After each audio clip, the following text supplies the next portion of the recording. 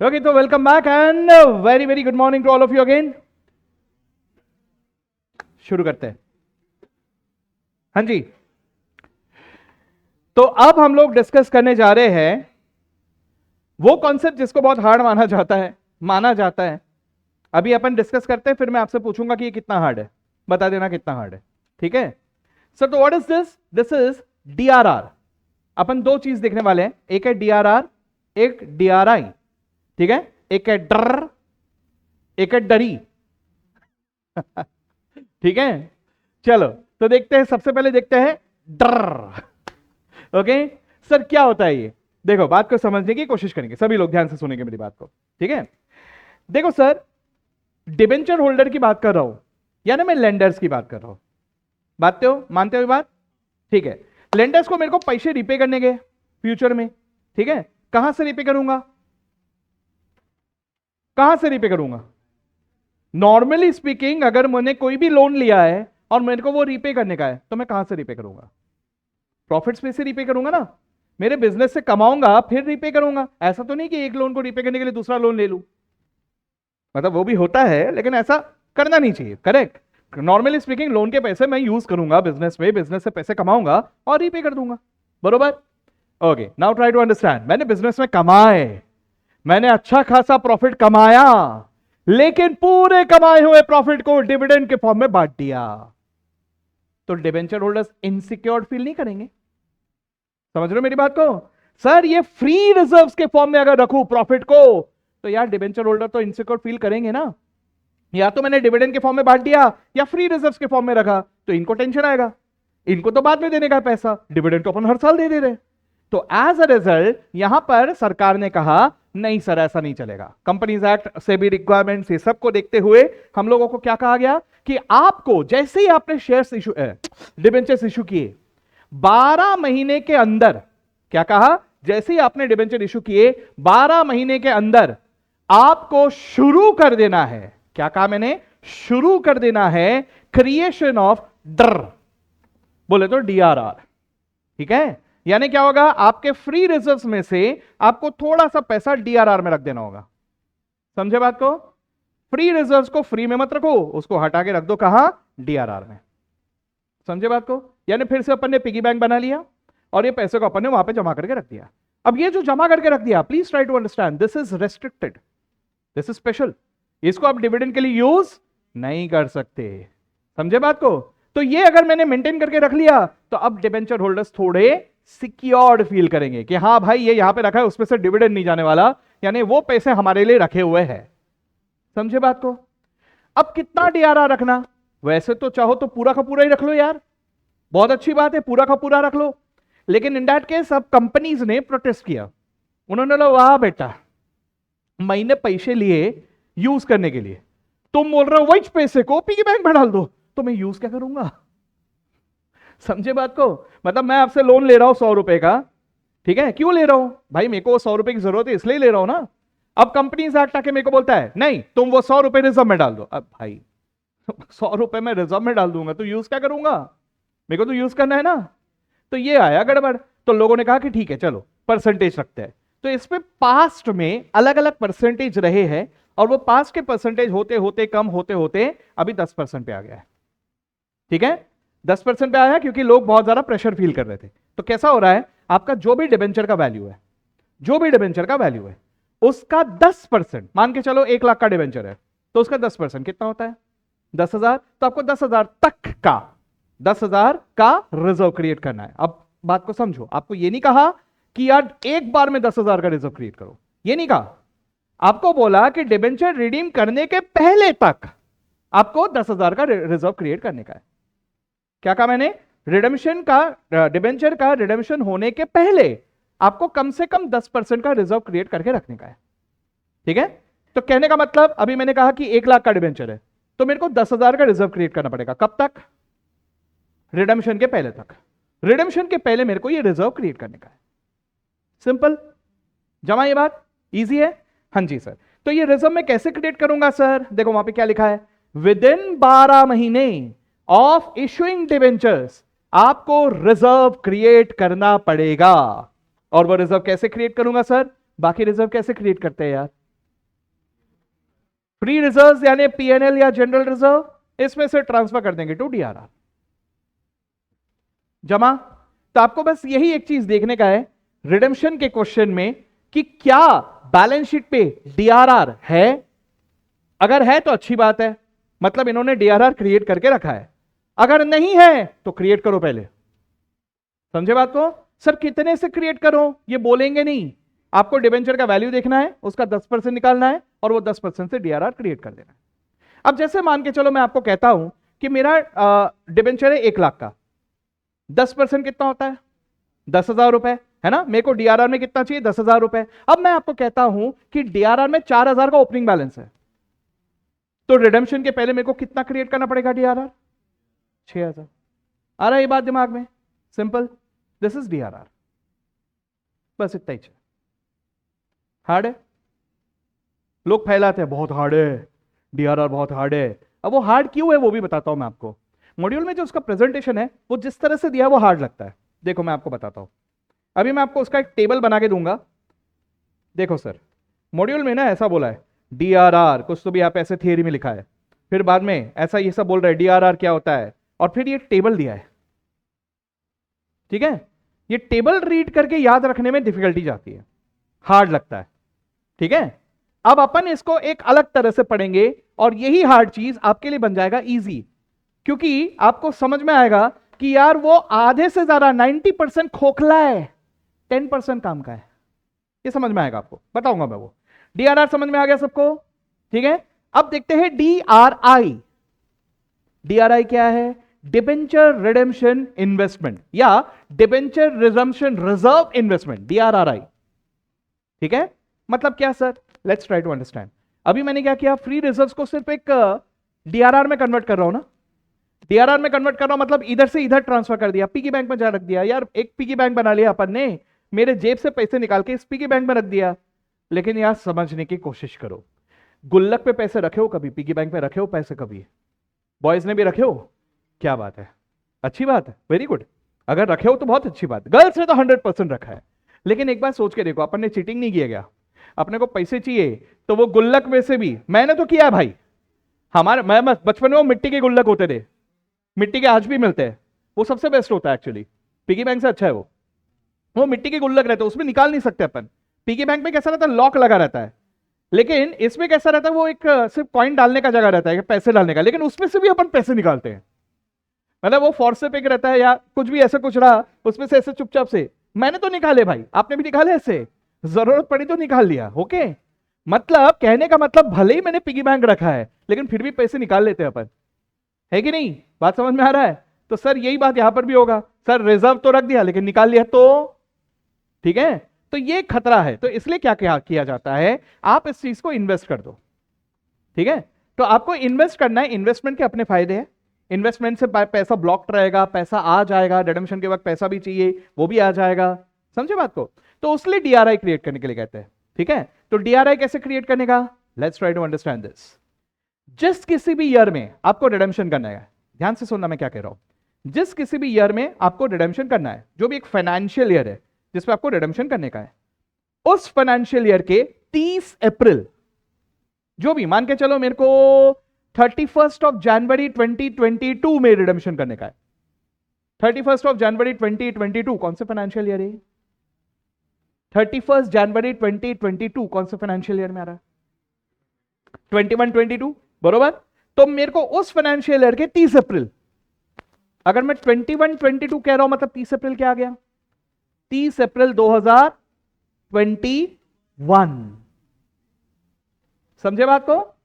मैं 21-22 की बात कर रहा हूं, तो 21-22 का 30 अप्रैल, तो 21-22 का 30 अप्रैल मतलब क्या हुआ?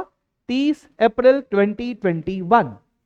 चलो एक और एग्जांपल, मेरे को डिबेंचर रिडीम करने का है ऑन 30 नवंबर 2024। 30 नवंबर 2024, पहले तो सोचो ये कौन सा फाइनेंशियल ईयर है, 24-25 की 23-24? 24-25 बराबर। 24-25 के 30 अप्रैल यानी कौन सा डेट? 30 अप्रैल 2025, 24, 23 क्या 24। समझे बात को? तो मेरे को 30 अप्रैल ऑफ द फाइनेंशियल ईयर, जब भी मेरे को जितना भी रिडीम करने का है, उस रिडेम्पशन का 15%, कितना कहा? 15% मेरे को इन्वेस्ट कर देना पड़ेगा। कब तक? 30 अप्रैल तक। कुछ समझ में आया? ठीक है। अब मेरे को कितना इन्वेस्ट करना है सर? डिपेंड करता है रिडीम कितना करना है। ठीक है। अब मैं कहता हूं मेरे को 1 लाख रिडीम करने का है, तो मेरे को कितना इन्वेस्ट करना पड़ेगा? 15,000। Now try to understand, this is minimum. ये डीआरआर भी, डीआरआई भी, यानी ये कह रहे हैं कि कम से कम 10% डीआरआर और कम से कम 15% इन्वेस्टमेंट। ठीक है। यानी इससे ज्यादा भी कर सकते हो, सबसे बढ़िया बात है अगर आप 100% कर पाओ, सबसे बढ़िया है, फिर तो कोई टेंशन ही नहीं। लेकिन अगर नहीं भी कर पा रहे हो तो कम से कम इतना तो भी आपको करने का है। समझे बात को? तो मेरे को अगर 2 लाख रिडीम करने का है तो मैं कितना इन्वेस्ट करूंगा बताइए? 2 लाख रिडीम करने का है, कितना इन्वेस्ट करूं मैं? कैसे निकाला? 15%। जितना भी रिडीम करने का है उसका 15% जमा। सर इन्वेस्टमेंट कर रहा हूं, है ना? चलिए मुझे बताइए, without looking at anything, investment की एंट्री क्या होती है? Investment account debit to bank, मानते हो? तो बस यहां पे नाम बदल दो, यहां पे डीआरआई है, डिबेंचर रिडेम्पशन रिजर्व इन्वेस्टमेंट, नाम बदल गया, एंट्री वही है। क्या एंट्री होगी बताइए? Debenture reserve redemption reserve investment account debit to bank, जमा गया। डीआरआर की एंट्री जम गया, डीआरआई का एंट्री जम गया। Simple. What is the entry for DRR?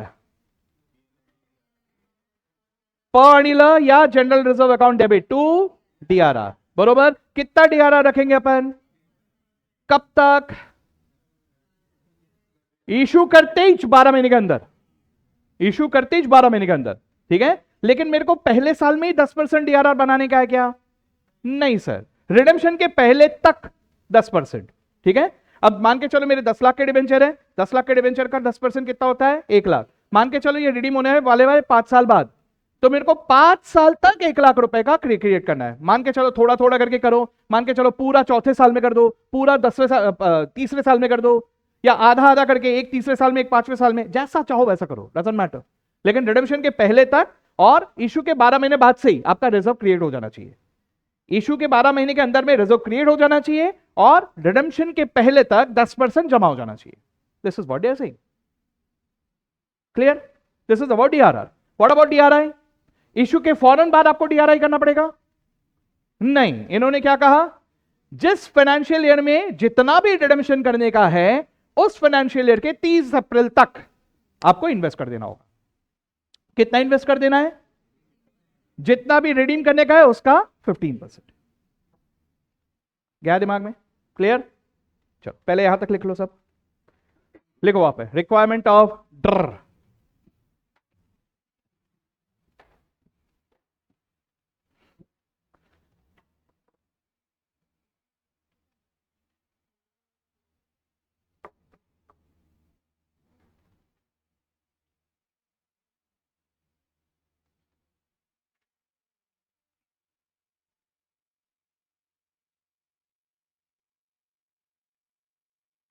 आज पहली बार मुझे ऐसा लग रहा है कि मैं इसी क्लासरूम में पढ़ा रहा हूं।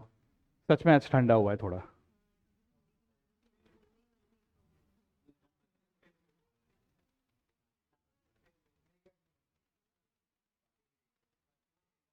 गलत बात यार। हाँ, कौन धनराज? गणराज्यपति नाच तो।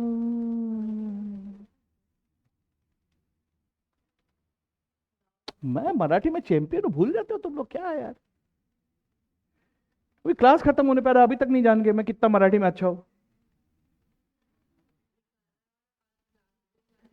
अरे तो पहले खत्म तो कर लो भाई।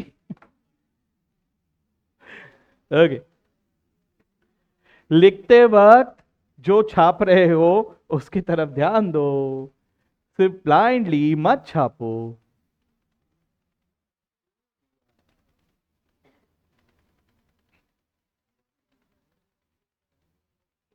ये याद रखना कि 10% ऑफ द फेस वैल्यू, हाँ, क्योंकि वो प्रीमियम शीमियम देके अपने को कंफ्यूज करेंगे। फेस वैल्यू का 10%।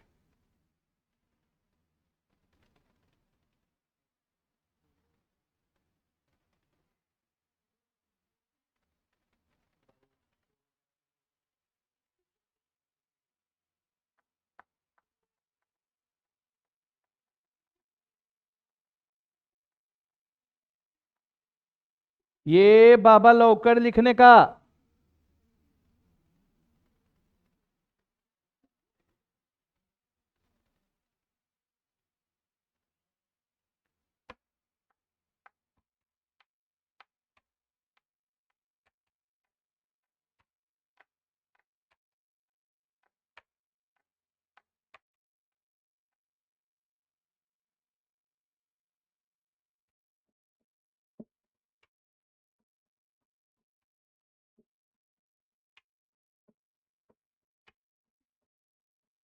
पता नहीं, मतलब बेसिकली तुमको उनसे कोई मतलब नहीं है, तुमको जो मेन मतलब है वो एक ही है। हाँ, आओ ना आओ, हमको मैटर नहीं करता वो।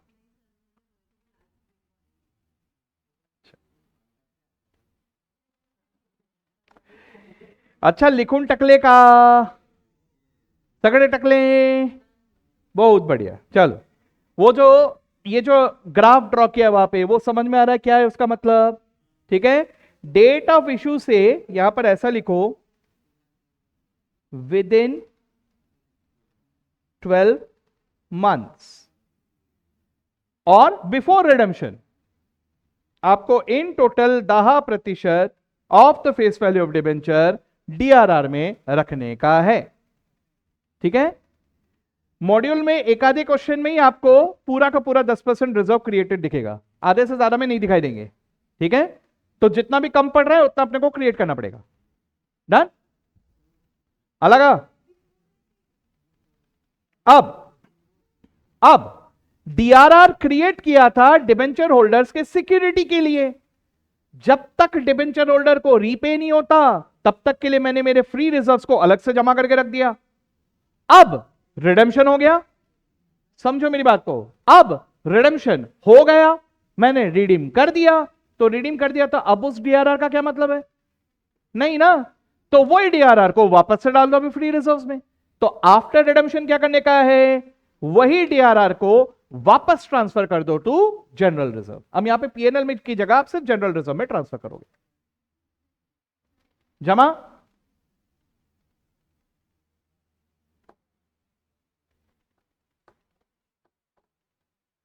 अब इसी के बारे में बड़ा बदनाम है कि बहुत ही हार्ड है, बहुत ही हार्ड है, बहुत ही हार्ड है। क्या हार्ड है पता नहीं। आफ्टर रिडेम्पशन देखो, बिफोर रिडेम्पशन अपन ने रिजर्व क्रिएट करके रखा। क्यों रिजर्व क्रिएट किया? सिक्योरिटी के लिए। भाई डिबेंचर होल्डर चिंता मत करो, ये रखा है तुम्हारे लिए, कुछ भी इशू आया ना तो ये फ्री नहीं है, ये डीआरआर में रखा है। ठीक है ना। अब हम लोगों ने जब उनको निश्चिंत कर दिया, पैसे दे दिए, टाटा बाय, गए वो लोग, तो वो क्रिएट करके रखा था उसको क्यों रखने का? अभी वापस डाल दो उसको। समझे बात को?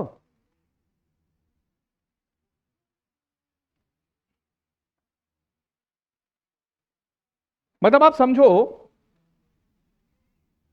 कैसा एग्जांपल दो, ऑफ ट्रैक एग्जांपल। ठीक है। घर पे कोई मेहमान आए हैं रहने, ठीक है, और आपका रूम कॉम्प्रोमाइज हुआ, आपसे आपका रूम छीन लिया गया क्योंकि मेहमान आए हैं। ठीक है। अब वो रूम आपसे छीन लिया गया कब तक के लिए? जब तक मेहमान है तब तक ना। हाँ, अब मेहमान गए तो अपन कब्जा करेंगे ना वापस। भाई वो उनके रहने तक के लिए था, अब वो जैसे ही गए कब्जा करेंगे ना वापस। तो ये मेरे प्रॉफिट्स है, घर की जगह भी, रूम की जगह भी प्रॉफिट्स को रख लो। प्रॉफिट्स में फिलहाल के लिए डिबेंचर होल्डर को अपन ने, हाँ ये तुम्हारा है।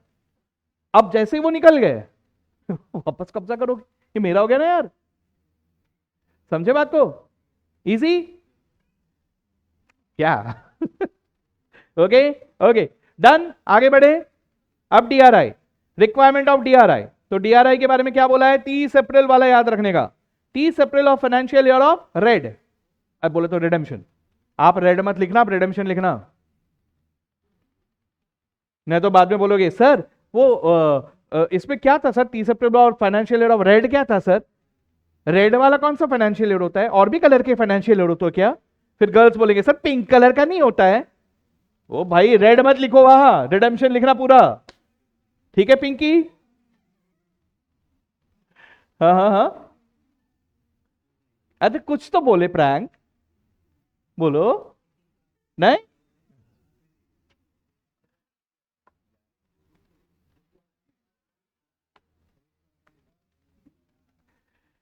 सर इन्वेस्टमेंट की क्या एंट्री होगी? इन्वेस्टमेंट को डेबिट, बैंक को क्रेडिट, सिंपल। बस नाम लिख देने का वहां पे, DRRI, DRI की जगह DRRI।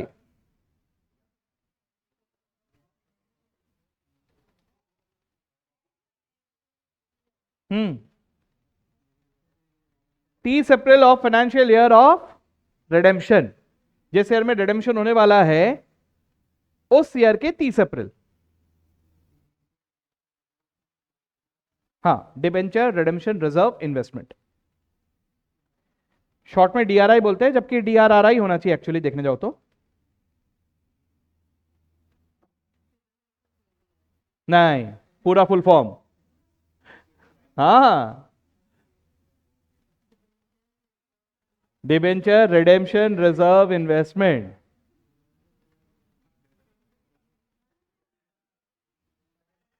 देखो भाई, एक बात बताता हूं मैं, जितने यहां पे बड़े भाई या बड़े बड़े बहनें हैं, छोटे भाई से या छोटी बहन से काम करवाने का हमारा हक होता है कि नहीं होता है? उससे काम करवाते हो कि नहीं? ए पानी लेके आ, ए पंखे का फैन चालू, मतलब बटन ऑन ऑन कर, ए बंद कर, ए दरवाजा खोल दे, है ना? ऑर्डर करते हो कि नहीं जितने बड़े भाई बहनों? वो छोटा है ना, कच्चा नींबू है, उससे तो अपन काम करवाएंगे ही। बरोबर? तो ICAI के लिए आप सब कच्चे नींबू हो, फाउंडेशन वाले लिखो बेटा, पूरा लिखो। ये क्यों नहीं लिखा? Marks cut. वहां पे भी नहीं चलता, उनके लिए आप हमेशा ही कच्चे नींबू जब तक CA नहीं बन जाते। ठीक है ना? चलो एनीवेज, हो गया। Okay, on date of redemption, जो डेट ऑफ रिडेम्पशन है, अब वो इन्वेस्टमेंट रख के क्या करूंगा सर? बेच दो उसको। अभी तो रिडेम्पशन का वक्त आ गया ना, रिडेम्पशन के पहले इन्वेस्ट करके रखा था, क्यों? रिडेम्पशन के लिए। अब जैसे ही रिडेम्पशन का वक्त आ गया तो मैं बेच दूंगा, इन्वेस्टमेंट को बेच दूंगा, तो क्या होगा? बैंक टू DRI जमा। हम्म हाँ, वो अलग से टेबल में लिखवा रहा हूं ना मैं, टेंशन क्यों ले रहा हूं? वो मैं लिखवाऊंगा, क्योंकि अच्छा पहले लिख लो यहां तक।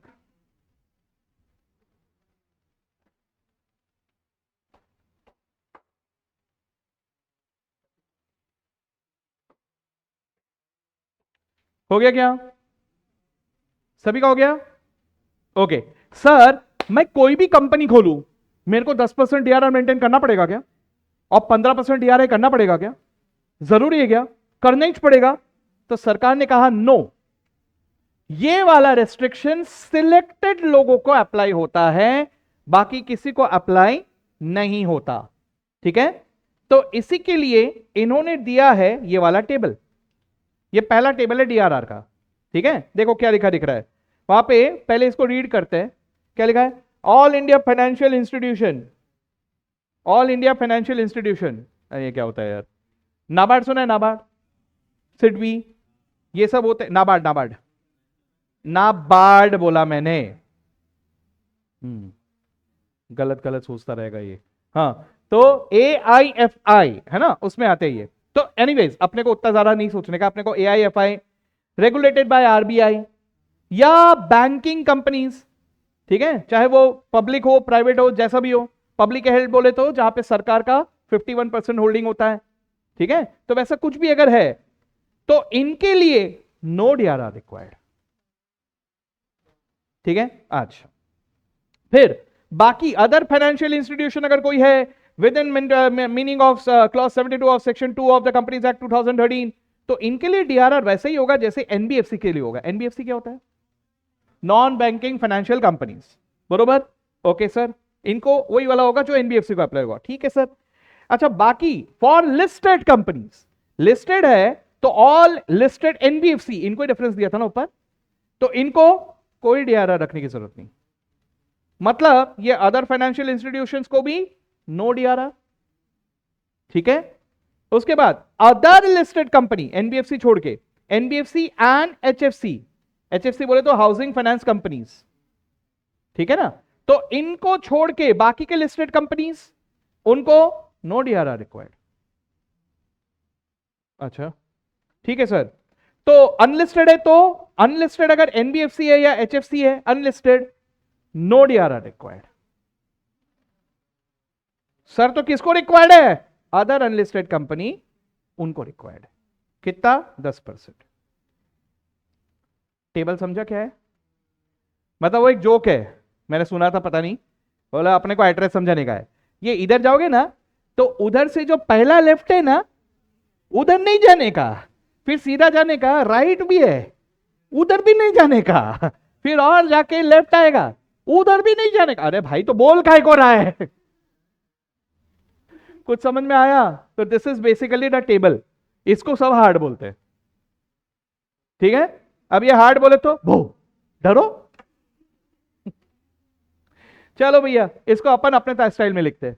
अब आ जाओ, इस तरह के टेबल में बना लो फटाफट। हाँ हाँ, ये लास्ट टेबल है, बना लो इसको। इसी टेबल में डीआरआर डीआरआई दोनों बता दूंगा मैं आपको। हाँ हाँ, आधे पेज में हो जाएगा। देखो यहां पर क्या लिखवा रहा हूं, यहां लिखवा रहा हूं मैं डीआरआर, और इधर लिखा रहा हूं डीआरआई। जहां रिक्वायरमेंट नहीं है वहां पे क्रॉस करवाऊंगा, और जहां रिक्वायरमेंट है वहां पे परसेंटेज लिखवाऊंगा, बस। इतना सा टेबल है, इतने टेबल में तुम्हारा काम खत्म। बना लो।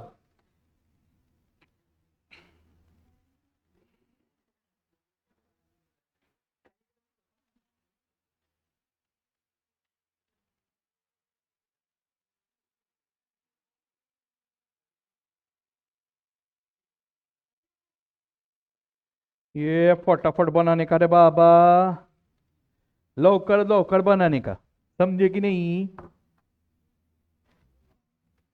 झाला?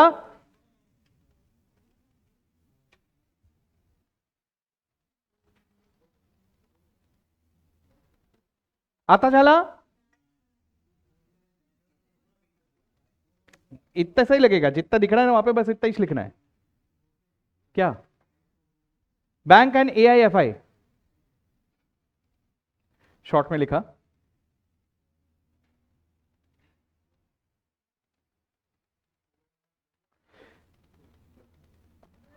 ओएफआई, अदर फाइनेंशियल इंस्टीट्यूशंस। गलत है यार, ये बहुत गलत है निर्जरा। दूसरों का पीठ थपथपाते वक्त पूरे क्लास को आवाज आता है, खुद का पीठ थपथपा रहे हो तो आवाज क्यों नहीं आ रहा? ना इंसाफी है ये, है ना? देखो, ऐसे पीठ थपथपाने का।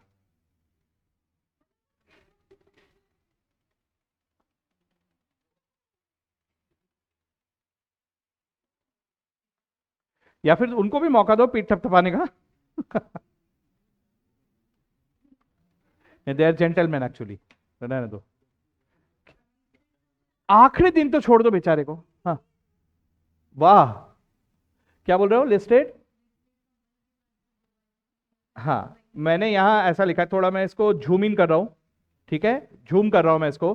बैंक एंड एआईएफआई पहला कॉलम, दूसरा ओएफआई अदर फाइनेंशियल इंस्टीट्यूशन, तीसरा लिस्टेड कंपनी में मैंने दो कॉलम्स बनाए हैं, एक एनबीएफसी ऑब्लिक एचएफसी, हाउसिंग फाइनेंशियल कंपनीज, और बाकी के बचे कुचे। ठीक है, ऑल इंडिया फाइनेंशियल इंस्टीट्यूशंस लिखा ही है यहां पे, देखो ना, एआईएफआई, ऑल इंडिया फाइनेंशियल इंस्टीट्यूशंस लिखा। लिखूं टकले? फिर उसके बाजू में अनलिस्टेड कंपनी में भी वही शेडिंग, ये या तो लिस्टेड है या तो अनलिस्टेड है, अनलिस्टेड में भी वही शेडिंग, एनबीएफसी ऑब्लिक एचएफसी एंड अदर्स। सर हम पढ़ सब रहे हैं, लेकिन अपने को मोस्टली क्वेश्चन इस पे आएगा।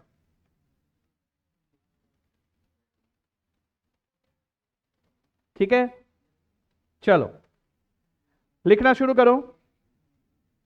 पहले डीआरआर इधर कर दो क्रॉस, बोले तो कोई डीआरआर रिक्वायर्ड नहीं है, इधर कर दो क्रॉस, इधर कर दो क्रॉस, इधर कर दो क्रॉस, इधर कर दो क्रॉस, और इधर लिख दो 10% ऑफ FB ऑफ डिबेंचर्स।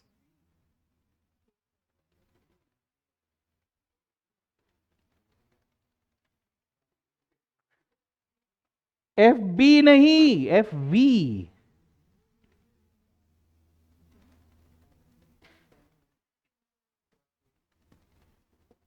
अरे क्वेश्चन है भी इसके। खत्म नहीं हो गया, रुको। हो गया। DRI थोड़ा सा अलग है, DRI थोड़ा सा अलग है। ये हो गया सबका। अब DRI के बारे में ये क्या कह रहे हैं, ये टेबल के बाद DRI के बारे में कह रहे हैं। ठीक है, चलो सर देखते हैं जरा अपने को क्या बोला है। रूल 18 ऑफ कंपनी, ठीक है। ऑल लिस्टेड NBFC, क्या बोला, listed NBFC, all listed HFC, अपन ने इन दोनों का एक ही कॉलम बनाया हुआ है, लिस्टेड वाला। All other listed company and all unlisted company which are not NBFC and HFC, यानी अनलिस्टेड में NBFC और HFC को छोड़ के, ठीक है, बाकियों को shall on or before 30th day of April in each year in respect of debentures issued deposit or invest as the case may be a sum which should not be less than 15% of the amount। चलो sir इसको यहां पे लिखते हैं। तो फिर तो सबसे पहले इधर कर दो क्रॉस, इनको DRI की जरूरत नहीं है, OFI को भी नहीं है। इधर लिखो 15% okay of redeemable amount, redemption amount, जितना भी रिडीम करने का है उसका 15%। इधर भी वही 15% ऑफ रिडेम्पशन अमाउंट, लिस्टेड में, दोनों में। अनलिस्टेड में NBFC HFC नहीं, ठीक है, और अदर्स है तो 15% ऑफ रिडेम्पशन अमाउंट।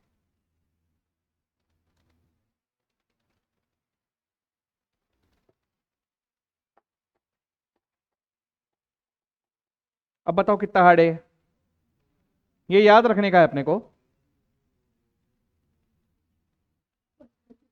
ठीक है, ध्यान में रहेगा। ये टेबल की मदद से इजीली याद रख पाओगे, ठीक है। So who is required to maintain DRR, who are required to maintain DRI, ये अभी आपके सामने है। सो अगर DRR के ऊपर क्वेश्चन आया तो क्लियरली अदर्स के ऊपर ही आएगा, अदरवाइज तो कोई सेंस ही नहीं बनता। DRI बोल सकते हैं, अलग अलग केस में आ सकता है। हो गया, सभी ने लिख लिया, सभी का कॉपी हो गया। चलो अब थोड़ा सा और, सर ये DRI कहां करूं, सर वो मेरे को ना FD अच्छा लगता है, FD है ना, या तो फिर मैं शेयर मार्केट में लगाता सर, पैसा लगा दूं, चलेगा क्या, नहीं सर इस पे भी रेस्ट्रिक्शन है। कहां इन्वेस्टमेंट करोगे इसके बारे में यहां पे लिखा हुआ है। अब ये मैं लिखवा नहीं रहा हूं, ये मैं आपको डायरेक्टली मॉड्यूल का रेफरेंस दे रहा हूं, तो वहां पे पेज नंबर 11.189 लिख के रखना, जहां पे भी आप लिख रहे हो। Also refer page 11.189, also refer page 11.189, ठीक है। पर्सनली स्पीकिंग मेरे ख्याल से इस एरिया पे थियरी क्वेश्चन पूछना गलत है, नाइंसाफी है, क्योंकि प्रैक्टिकली किसी को भी याद नहीं रहता, सब रेफर करते हैं, ठीक है। प्रैक्टिकली बहुत सारी चीजें रहती हैं जो सब किताब को देख देख के ही करते हैं, कोई दिमाग में याद रख के नहीं करता।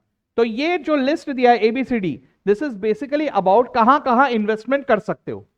लेकिन यार पता है क्या, कभी कभी ये टॉर्चर मोड में आ जाते हैं, तो टॉर्चर मोड में हो सकता है इसके ऊपर थियरी क्वेश्चन पूछ ले, गलत है लेकिन पूछ सकते हैं, इसलिए इसको याद रखने की कोशिश रखना, ठीक है। 4 नाम लिखे दिख रहे हैं आपको, ABCD दिखे, ये 4 नाम को एक बार याद रखने की कोशिश करना, इसको समझने का कुछ नहीं है, ये याद रखना है। ये वो बोल रहे हैं कि कहां कहां इन्वेस्टमेंट कर सकते हैं, बस, तो ये याद रखने का है, वो बेसिकली बोले तो रट्टा मारने का है, ठीक है। तो ऑल द रट्टा एक्सपर्ट्स, आपके लिए फाइनली कुछ मिला अकाउंट्स में, ठीक है। चलो सर ये हुआ। अच्छा सर अगर मेरे पास कन्वर्टेबल डिबेंचर है तो क्या करें, लेट्स ट्राई टू अंडरस्टैंड। ये DRI का कॉन्सेप्ट है, अगर पैसे देने हैं तो मैं DRI क्यों रख रहा हूं, डीआरआई क्यों रख रहा हूं? डीआरआई को बेच क्यों रहा हूं? क्योंकि मेरे को पैसे चाहिए। क्यों पैसे चाहिए? क्योंकि पैसे देने हैं। अब जरा समझने की कोशिश करो, अगर ये कन्वर्टेबल डिबेंचर है तो क्या मुझे पैसे देने हैं? मुझे तो शेयर्स देने हैं, है ना?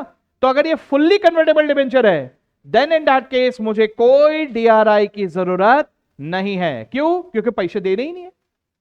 ओके, बट अगर पार्टली कन्वर्टेबल रहा तो, पार्टली कन्वर्टेबल रहा तो कुछ हद तक तो पैसे देने हैं ना।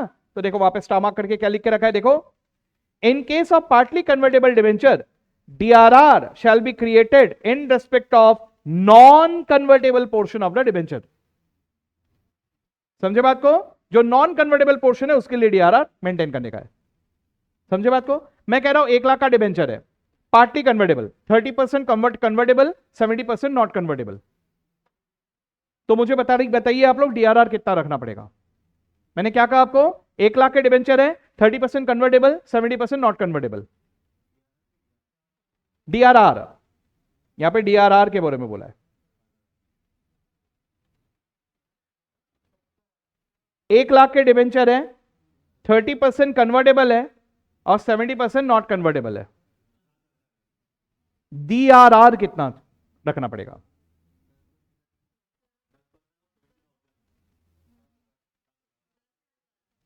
10,000।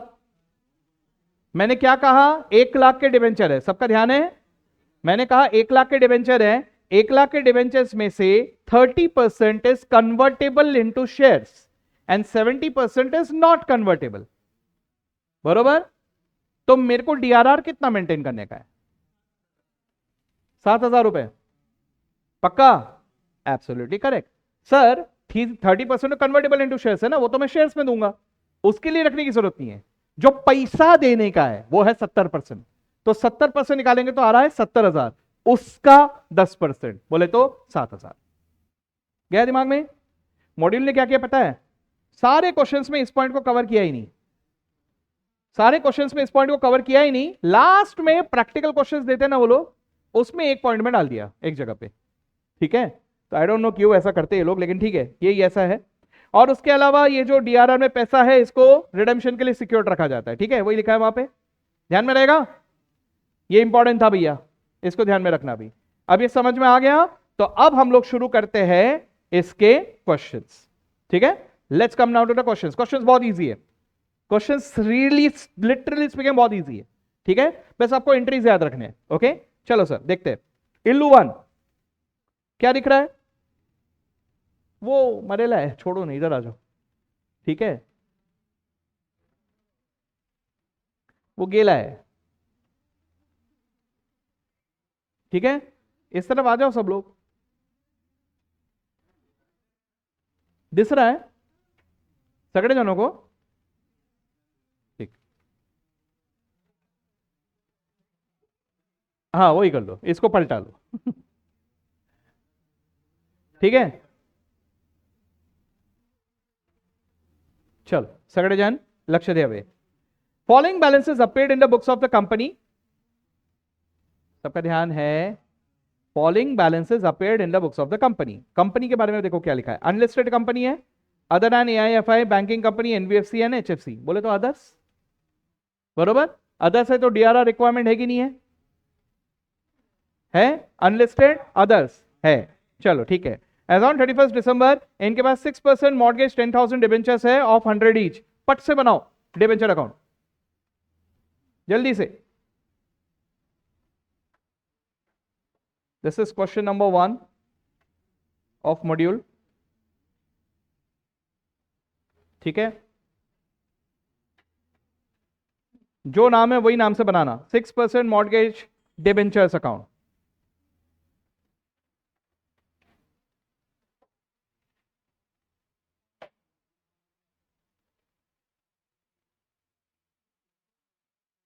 छोटा सा ही बनाना, नन्ना मुन्ना सा, ज्यादा लिखना नहीं अपने को। लिखो उसमें उपबैल कितना है? उपबैल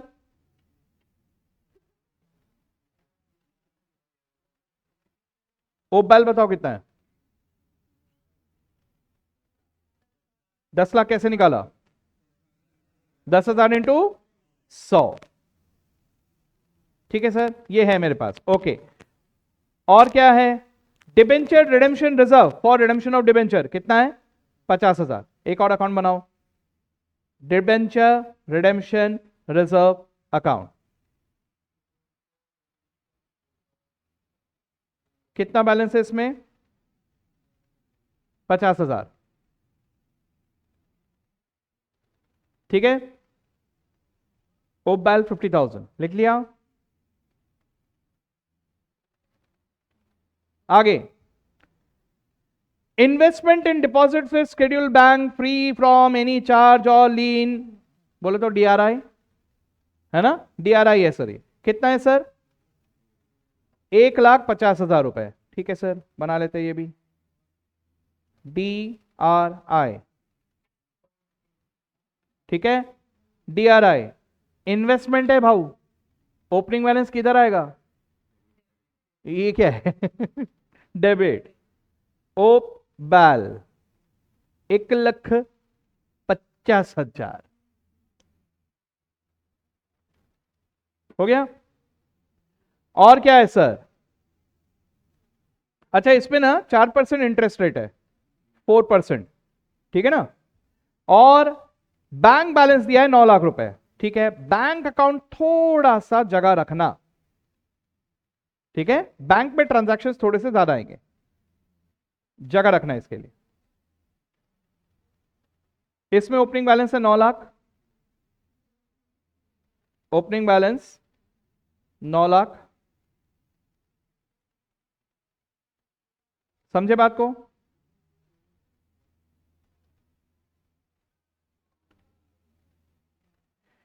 इंटरेस्ट ऑलरेडी पेड है 31 दिसंबर तक। 31 दिसंबर तक ये बैलेंसेस कब के थे? 31 दिसंबर के। तो ये इस डेट तक के इंटरेस्ट सारे के सारे ऑलरेडी दिए हुए। ठीक है, अच्छी बात है। अब क्या बोल रहे हैं, ध्यान से देखना। ऑन February 28, 22, ये कौन सा फाइनेंशियल ईयर है? 21, 22। ठीक है, तो February 28, 22 investments were realized at par and the debentures were paid off at 101। ये क्या है? कुछ तो भी प्रिंटिंग मिस्टेक है।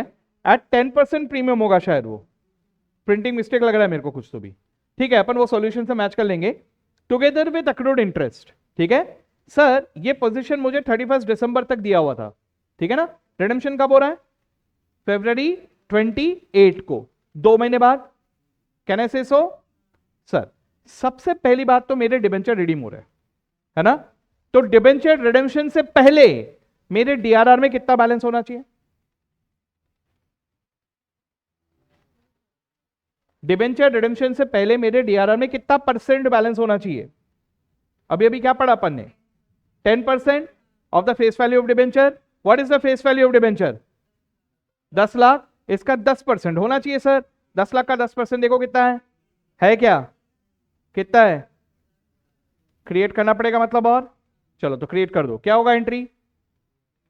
PNL or general reserve debit to DRR. Create कर लो, पीएनएल या जनरल रिजर्व 50,000।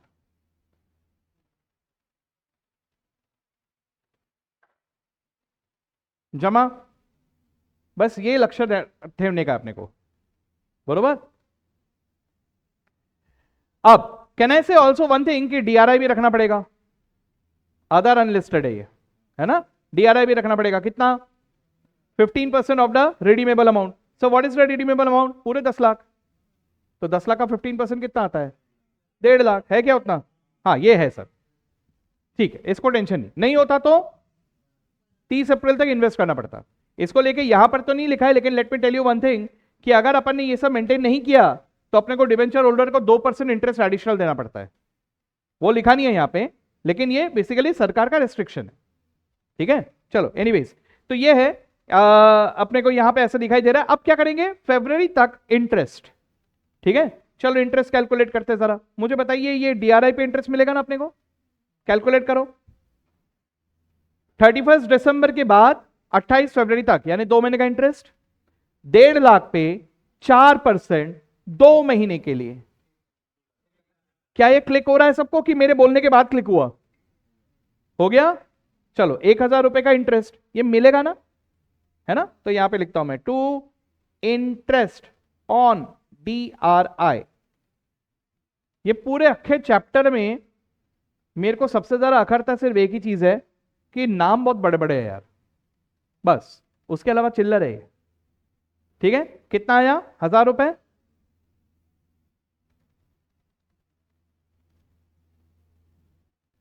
ये इधर डेबिट होगा और इंटरेस्ट में क्रेडिट होगा, वो इंटरेस्ट फाइनली PNL में चला जाएगा। ठीक है, इंटरेस्ट अकाउंट नहीं बनाया मैंने, चलेगा। Okay sir. अच्छा सर, ये मेरे डिबेंचर्स में भी इंटरेस्ट देना पड़ेगा ना, 6%, 2 महीने के लिए निकालो।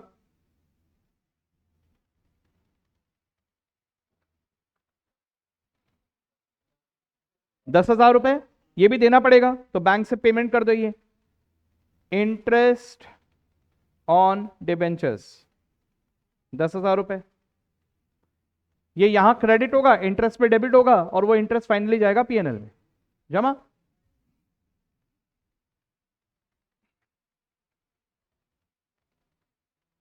अच्छा, अब वो सेंटेंस का कंफ्यूजन में क्लियर कर लेता हूं, रिडेम्पशन प्रीमियम में हो रहा है क्या? हाँ, वो प्रीमियम ही था, ये यहाँ पे प्रिंटिंग मिस्टेक है, इसको 10% करना। ठीक है, debentures were paid off at 10% premium, ऐसा है, वो वहां पे प्रिंट नहीं हुआ।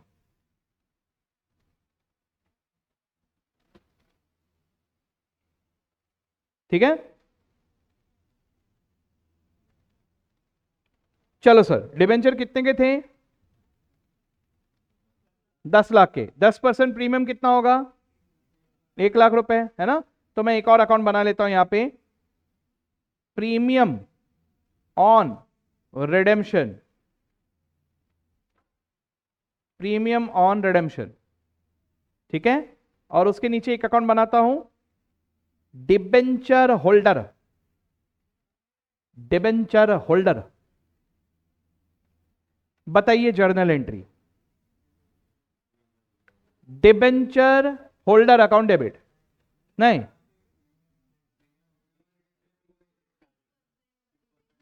6% mortgage debenture account debit, premium on redemption of debentures account debit to debenture holder. यहां से ट्रांसफर कर दो DH को, आप लोग डिबेंचर होल्डर लिखना। ये क्लोज हो गया,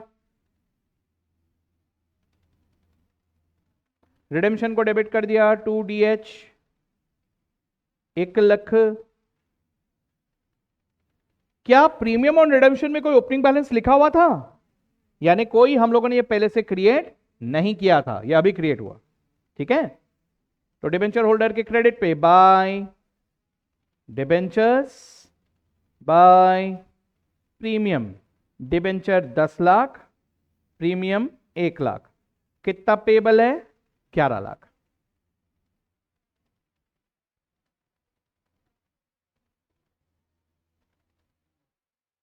इसको ट्रांसफर कर डालो PNL में, खत्म।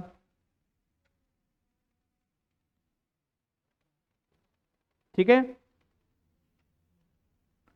डिबेंचर होल्डर्स को क्या दे रहे हैं? शेयर्स दे रहे हैं कि पैसे दे रहे हैं? बोला है क्या कि कन्वर्टेबल है, शेयर्स दे रहे हैं, ऐसा कुछ बोला है? तो पैसे दे रहे हैं, तो इनको पैसे दे दो। कितने देने हैं? 11,00,000।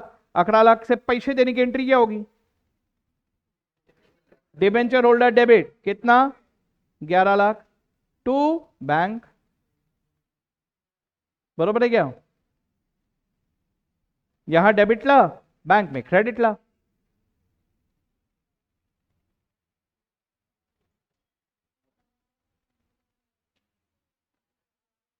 सर इतने पैसे देंगे कहां से, हमारे पास तो है ही नहीं इतने पैसे, इसी के लिए तो इन्वेस्टमेंट करके रखा था।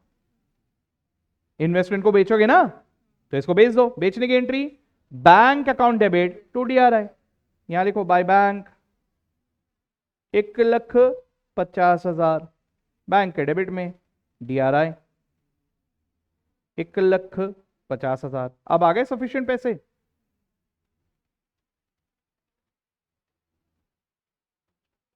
अभी भी सफिशिएंट नहीं है, ठीक है ना, कहीं से जुगाड़ जमाना पड़ेगा अपने को, कुछ ना कुछ। ठीक है, अपने को दिया है क्या कुछ और?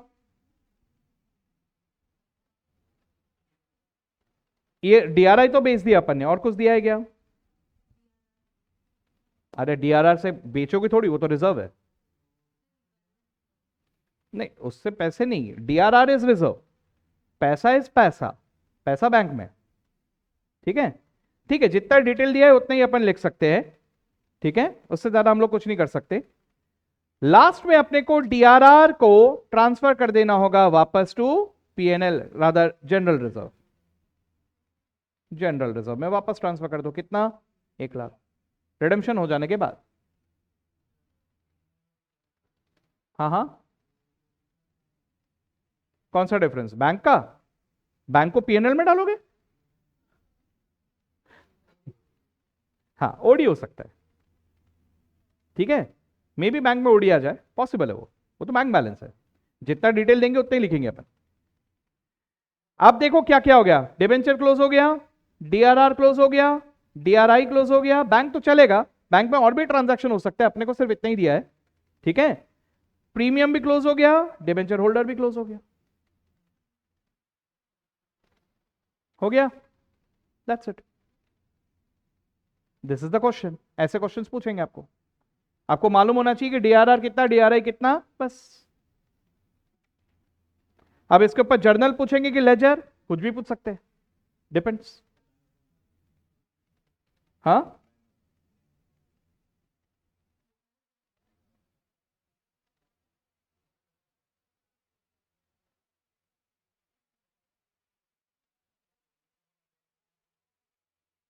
हो गया क्या? ठीक है, ये देख लो भैया, ये क्लोज हो गया, ये प्रीमियम भी क्लोज हो गया।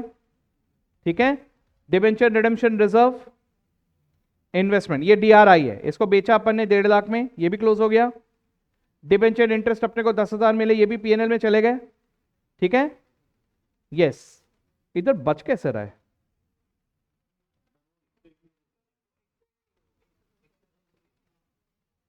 डिबेंचर होल्डर, अच्छा प्रीमियम 10,000 है यार, यहाँ पे 101% तो डाल दो एटलीस्ट।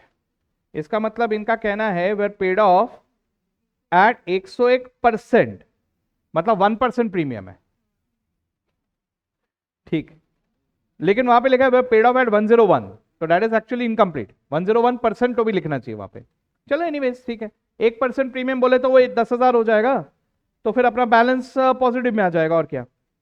तो प्रीमियम यहाँ पे 1 लाख की जगह ये अगर 10,000 हो जाता है, यानी इनको पेबल कितना होता है? इनको पेबल होते सिर्फ 10,10,000, है ना। ये पैसे अगर मैं दे रहा हूं 10,10,000, ये इधर भी 10,000 आएगा। ठीक है, तो इनको अपन दे रहे हैं 10,10,000, है ना। फिर यहां पे बैलेंस बचता है कुछ।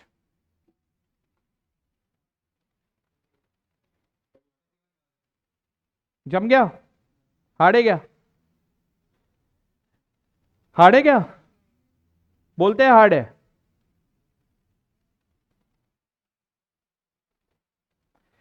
चलो सर, ये हो गया। अब ये देखो, देखो सर क्या दिया है, following balances appeared in the books of Paradise Limited. क्या है ये कंपनी? अनलिस्टेड कंपनी है, other than AIFI, banking, NBFC and HFC, बोले तो अनलिस्टेड अदर्स। इसको भी अपने को डीआरआर डीआरआई मेंटेन करना पड़ेगा, बरोबर। चलो सर, तो क्या क्या दिया है अपने पास? डिबेंचर है, डीआरआर में इतना बैलेंस है, कितना? 25,000। डीआरआर इन्वेस्टमेंट में 1,12,500। ठीक है, ये वाला इन्वेस्टमेंट है, ठीक है sir. Annual contribution to DRR was made on 31 March every year. ठीक है, on 31 March 2022 balance at the bank was 7.5 lakh before receipt of interest. ठीक है, investment were realised at par for redemption of debenture at a premium of 10% of the above. Similar question है बिल्कुल। ठीक है, अभी कभी बनाओ सारे अकाउंट फटाफट। अपने को वही बोला है, डिबेंचर बनाओ, डीआरआर बनाओ, डीआरआई बनाओ, बैंक बनाओ और डिबेंचर होल्डर बनाओ। क्या हम लोग प्रीमियम में रिडीम कर रहे हैं क्या? देखो तो एक बार,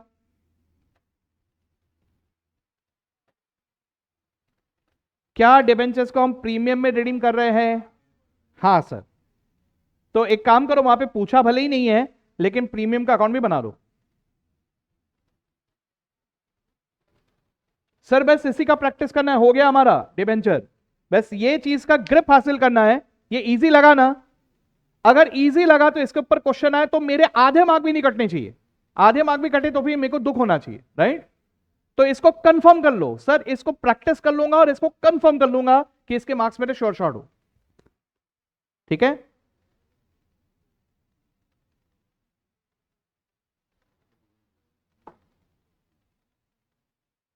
कितने देर में बना लोगे? हाँ जी? 2 मिनट की 3 मिनट? चलो 3 मिनट दिया। चलो 4 मिनट दिया। Okay, your time starts now.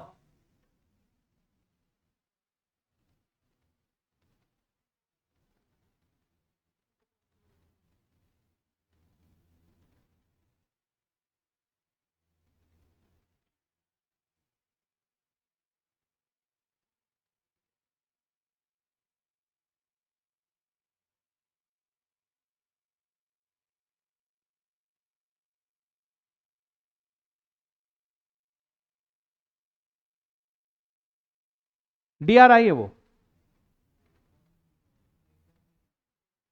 सोचो, पिछले क्वेश्चन में इंटरेस्ट नहीं थे क्या? होंगे कि नहीं होंगे उसके लिए आपको डेट्स को देखना पड़ेगा और इंफॉर्मेशन को देखना पड़ेगा।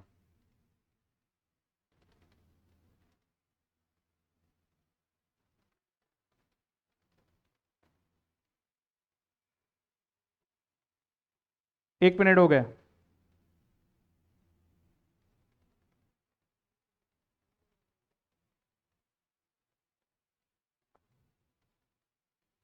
देखो मैंने आपको लिमिटेड टाइम दिया, वो लिमिटेड टाइम में अगर अपन अच्छे से स्ट्रेट लाइन खींचने में टाइम वेस्ट करते हैं तो क्या होगा?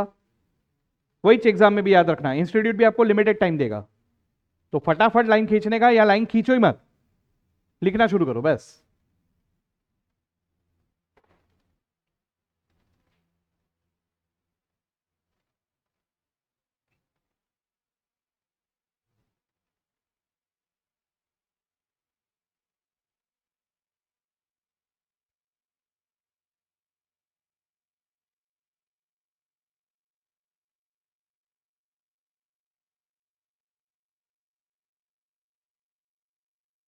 Half time over.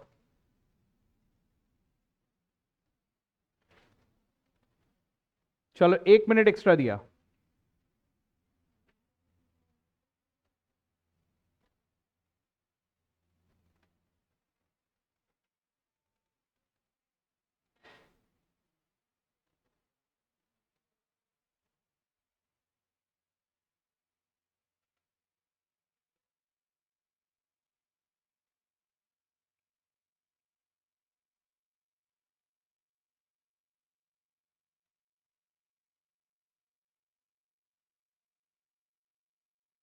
Revised half time over. Revised half time.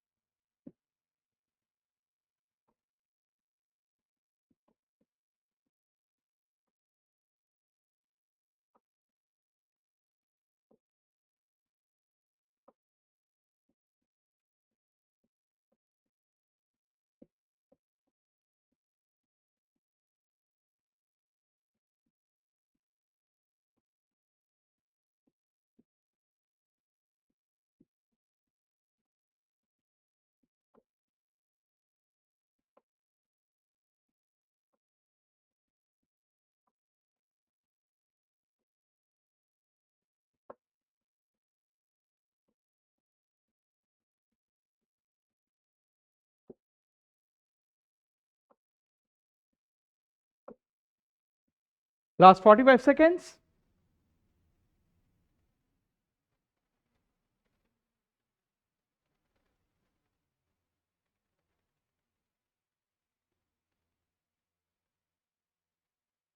Last 30 seconds. कितने जनों का हो गया है?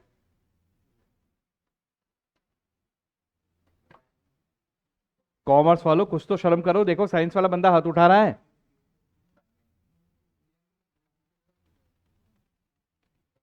Last 10 second.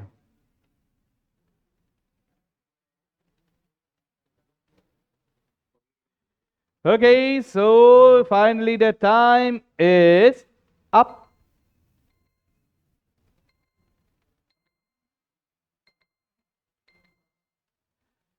कितने जनों का हो गया टाइम पे? गुड। आधे जनों का हुआ।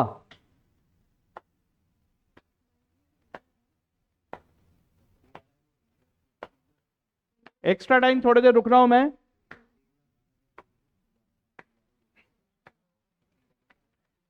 कुछ एडिशनल डीआरआर की जरूरत थी क्या? कितना? 50,000, राइट? 10% of 7.5 lakh, right? कुछ एडिशनल डीआरआई की जरूरत थी क्या? नहीं, डीआरआई बराबर 15% पे था। ये याद रखना, 10 एंड 15% इज मिनिमम। ऐसा मत करना कि ज्यादा है तो माइनस कर दिया अपन ने, कम कर दिया डीआरआर, वैसा मत करना। ठीक है, दैट इज मिनिमम। ज्यादा रहा तो अच्छी बात है, लेकिन कम से कम उतना होना चाहिए।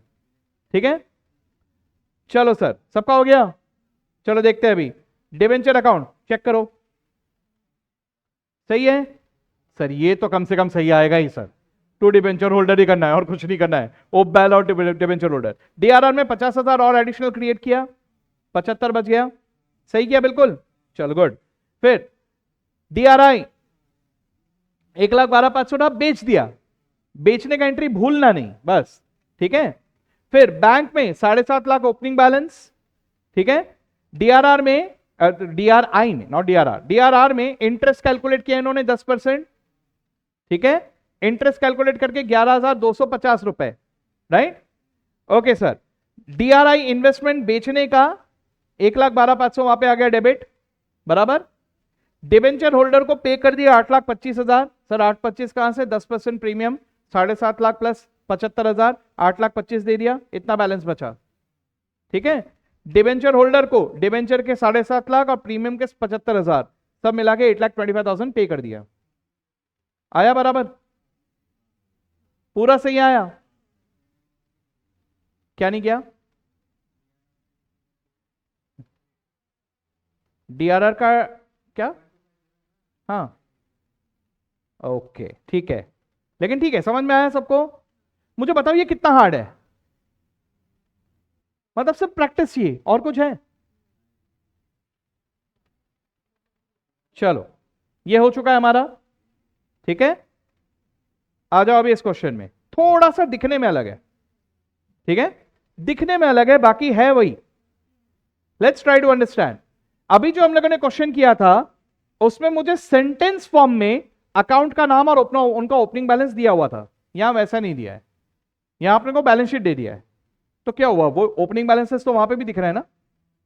चलो सर, तो मुझे बैलेंस शीट पे ऐसा दिखाई दे रहा है, शेयर होल्डर्स फंड्स में शेयर कैपिटल 2 लाख है, वो इक्विटी है कि प्रेफरेंस है?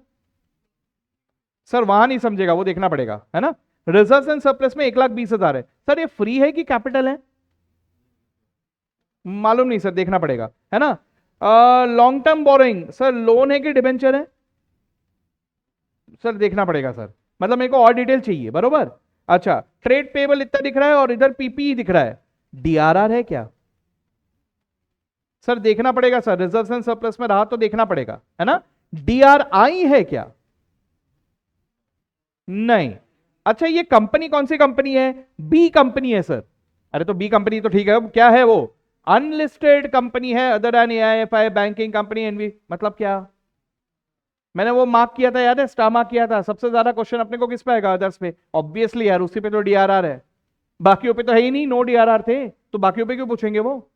ठीक है, चलो ठीक है, लेकिन फिर भी ध्यान में रखना, हो सकता है एग्जामिनेशन में ऐसा आ जाए कि इट इज लिस्टेड एनबीएफसी, ऐसा कुछ तो भी आ गया, तो वहां डीआरआर मत क्रिएट कर देना, वो ध्यान रखना जरा, ठीक है ना।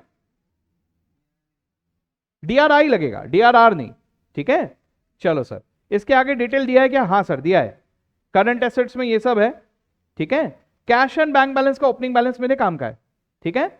अब ये डिटेल दिख रहा है आपको, है ना।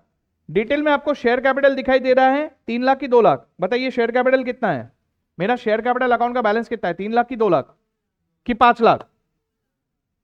2 लाख? 2 लाख कि 3 लाख भी? सर 3 लाख ऑथोराइज्ड है, वो सिर्फ लिखने के लिए लिखते हैं, राइट। 2 लाख। चलो, रिजर्व एंड सरप्लस में पीएनएल है, फ्री रिजर्व है, ठीक है। लेकिन डीआरआर है क्या? नहीं है, ओके। लॉन्ग टर्म बोरिंग्स में डिबेंचर्स है सर 1,20,000 के। अच्छा सर, तो इसका 10% डीआरआर होना चाहिए था। कितना होना चाहिए था? नहीं है सर, मतलब बनाना पड़ेगा, ठीक है। सर डीआरआई भी होना चाहिए था। कितना कितना होता है? यानी 18,000 है क्या? नहीं है, बनाना पड़ेगा, है ना। ओके सर, पीपीएन ये दिया है, कैश एंड बैंक बैलेंसेस में cash in hand and bank पे बैलेंसेस दिए हुए हैं। उत्तरी मैंने लिख के रखे उधर, हाँ ठीक है, अब ठीक है। मैं तो आंसर दिख जाता था, है ना। Okay, at the AGM it was resolved, क्या रिजॉल्व हुआ? To give existing share holder the option to purchase 1 rupees 10 share at 15 for every 4 shares held before this is held prior to bonus distribution, ठीक है। this option was taken up by all the shareholders। क्या है ये? Convertible है, convert कर रहे हैं।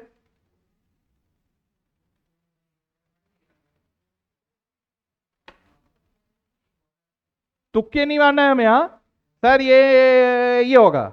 अच्छा नहीं है क्या? अच्छा ये होगा, वो भी नहीं। अच्छा ये वाला होगा, कोई तो होगा। तुक्के नहीं मारने, सोच समझ के। क्या है वो? बोनस। बोनस अपन पैसे लेके देते। जरा इमेजिन करो, दिवाली का बख्शिश हो ना तुमको, हाँ पैसे निकालो। अभी बहुत पार्टी पार्टी कर रहे हो ना, अभी बोलूंगा पैसे निकालो, पार्टी देता हूं ना। ऐसा होता है क्या? नहीं, तो क्या है वो? Right issue. Existing share holder को ऑप्शन दिया जा रहा है शेयर्स खरीदने का। What is that? Right issue, ठीक है। सर क्या बोला है वहां पे? वो बोल रहे हैं 1 शेयर फॉर एवरी 4, ऐसा बोला है ना। 1 फॉर एवरी 4, ऐसा ही बोला है। सर एग्जिस्टिंग शेयर्स कितने हैं सर?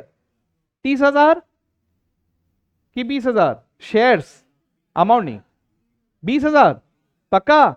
तो कितने राइट का इंटाइटलमेंट मिलेगा? 5,000 कैसे निकाला? इंटू 1/4, बरोबर आया क्या? या आप अपने तरीके से भी जा सकते हो, वो बीकॉम वाला तरीका। बीकॉम वाला तरीका है ना, वो 11th 12th वाला तरीका या बीकॉम वाला तरीका। देखो 4 शेयर के बदले में 1 शेयर, तो फिर 20,000 शेयर के बदले में कितना? लिखो 20,000 इंटू 1/4।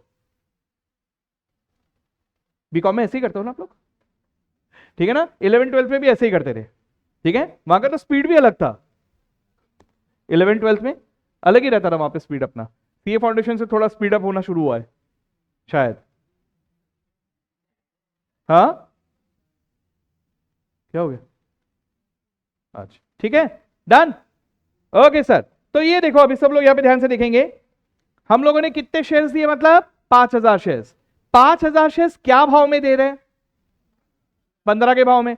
सर 1 शेयर वैसे कितने का है? 15 में दे रहे हैं, बोले तो 5 रुपए प्रीमियम, बरोबर। तो 5,000 इंटू 10, कैपिटल कितना होगा और प्रीमियम कितना होगा? जमा गया। टोटल पैसे कितने आएंगे? ये बैंक में आएंगे, right.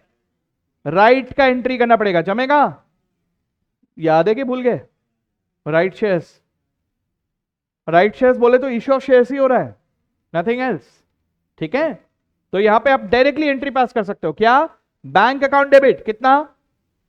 75,000 to equity share capital कितना? 50,000 टू सिक्योरिटीज प्रीमियम कितना, 25,000 जमा। अब इसमें ज्यादा से ज्यादा क्या होगा, थोड़ा और घुमा फिरा के एंट्री करोगे, बैंक टू शेयर होल्डर्स, फिर share holders to equity share capital and to securities premium, ऐसा भी कर सकते हो चाहो तो, ठीक है। जमा ये पहला। दूसरा, to issue 1 bonus share for every 5 shares held. अब बोनस शेयर्स दे रहे, क्या दिख रहा है आपको भाई, जो पहले पड़े हुए हैं ना वही चीजों के साथ मिक्स कर दे रहे। अब घुमाने के लिए ज्यादा कुछ है नहीं तो वो मिक्स कर दिया। चलो बताइए बोनस शेयर्स, कितने बोनस शेयर्स दिए जाएंगे, सोच समझ के। 1 bonus share for every 5 shares held.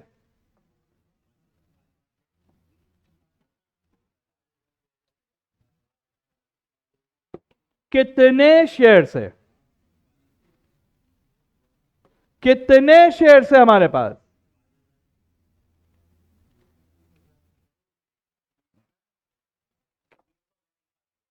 वही तो बोल रहा हूं, आप बताइए। सर जब मैं बोनस इशू कर रहा हूं मेरे पास कितने शेयर्स है, 20, 5,000, 30,000, 55,000, कितने शेयर्स है।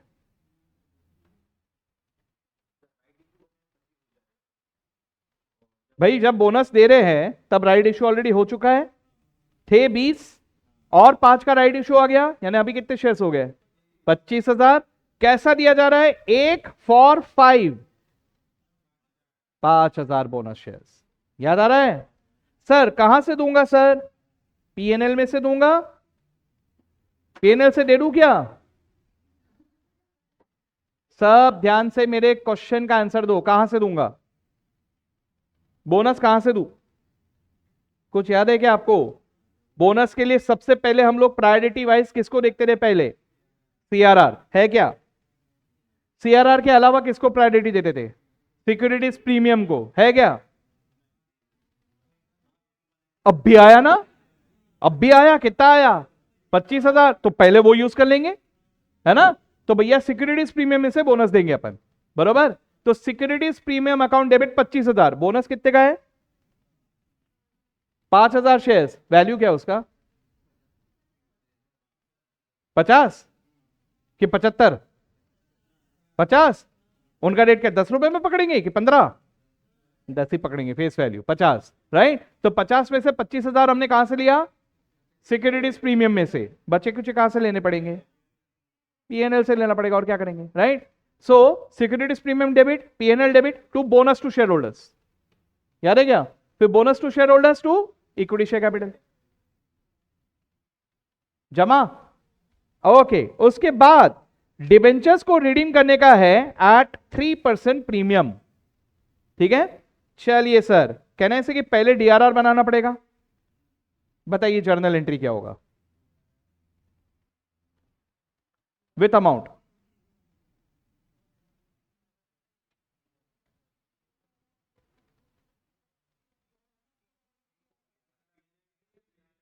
पीएनएल टू डीआरआर, अमाउंट बताओ, 12,000, 10%, जमा गया। डीआरआई,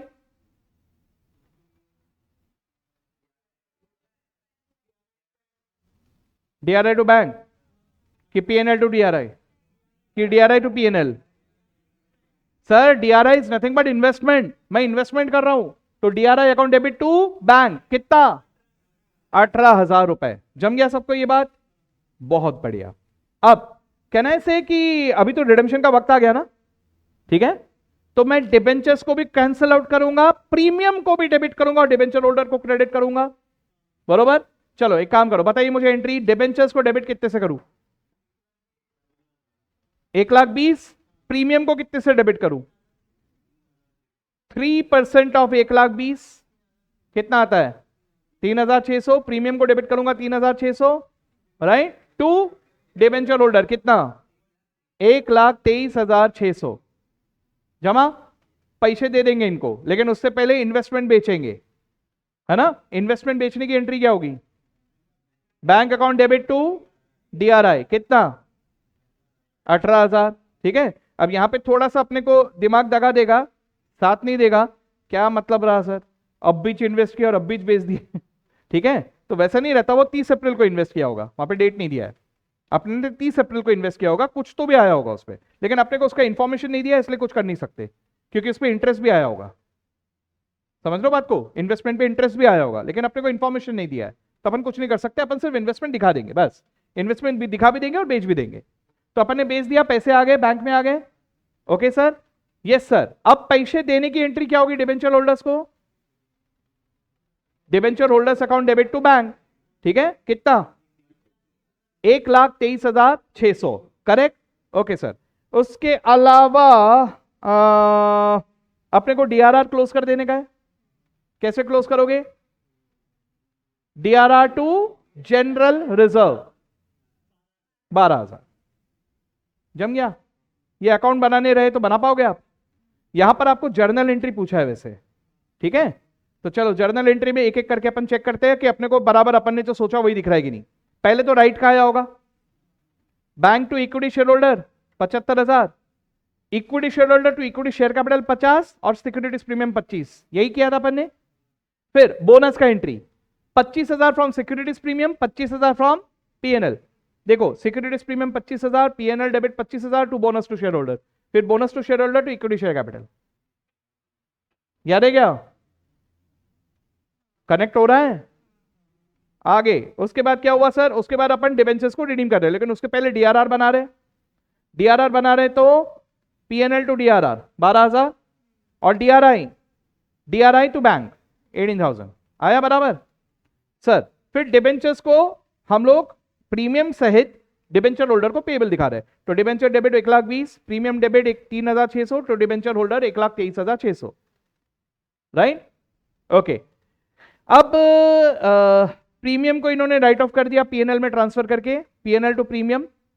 ओके, फिर debenture redemption reserve to general reserve, ये वाला एंट्री मेरे ख्याल से थोड़ा बाद में होना चाहिए, ये दोनों एंट्री बाद में होना चाहिए, पहले रिडेम्पशन होना चाहिए, ये दोनों बाद में होना चाहिए, सीक्वेंस में गड़बड़ करते ही है, चलता है वो। तो पहले अपन इन्वेस्टमेंट बेचेंगे, इन्वेस्टमेंट बेचने का एंट्री बैंक टू डीआरआई 18,000, फिर डिबेंचर होल्डर्स को पेमेंट की entry debenture holders to bank, और वो ऊपर जो दिया था ना प्रॉफिट एंड लॉस में जो ट्रांसफर कर रहे हैं और डिबेंचर रिडेम्पशन रिजर्व को जो क्लोज कर रहे हैं वो दोनों लास्ट में होना चाहिए इन माय पर्सनल ओपिनियन, लेकिन ठीक है ऐसा है। जमा गया? Easy question. अब ऐसा ही सिमिलर क्वेश्चन यहां पर एक दिया हुआ है, ये देखो केस 3 को, केस लिमिटेड। केस लिमिटेड में क्या दिख रहा है? Unlisted company other than AIFI, banking company, NBFC, HFC, same वही, ठीक है। अब देखो वहां पे क्या क्या दिखाई दे रहा है, ये बैलेंस शीट दिया हुआ है, अपन सीधा इधर आ जाओ, नहीं नहीं ठीक है वहीं पे दिया हुआ डिटेल, हाँ। तो बैलेंस शीट पे अपने को वहां पे क्या क्या दिख रहा है देखो जरा। इशूड शेयर कैपिटल कितना है देखो, 30,000, 3 लाख के, राइट। रिजर्व्स एंड सरप्लस में आपको पीएनएल दिखाई दे रहा है, उसके अलावा डिबेंचर रिडेम्पशन रिजर्व दिखाई दे रहा है। Just try to understand one thing, as a commerce graduate, as a commerce student, मान लो earlier we used to make balance sheet, right now we are reading the balance sheet. There is a difference between a normal commerce student and us. A normal commerce student उसको सिर्फ ऐसे देखेगा, अपन उसको read कर रहे हैं, समझ रहे हो? You have developed that ability that you are able to read your balance sheet now. Okay, you are reading there. Okay, मेरे पास free reserves इतना है and debenture redemption reserve भी है 18,000. ओके सर, एक बार देखो तो डिबेंचर कितने गए जरा देखते हैं, डिबेंचर कितने गए देखो तो 1,80,000, कितना डीआरआर चाहिए मुझे, है क्या? See the difference, we are able to understand, we know the law what is to be maintain and we are looking at it, we are certifying it that yes this is the thing that has to be done. Okay, आगे current liability में दिखाई दे रहा है, non current asset में PP के अलावा DRR investment भी दिखाई दे रहा है क्या? कितना है? 27,000। सर होना कितना चाहिए? 15% ऑफ 1,80,000, कैलकुलेट करो। बराबर है सर, मतलब बराबर मेंटेन किया है इन्होंने, ठीक है सर, अच्छी बात है। फिर करंट एसेट्स में ये सब दिया हुआ है अपने को। अब पहला, to give existing share holder option to purchase 10 रुपए का share for 15 for every 4 held. सोच के बताओ राइट शेयर्स कितने दे रहे अपन?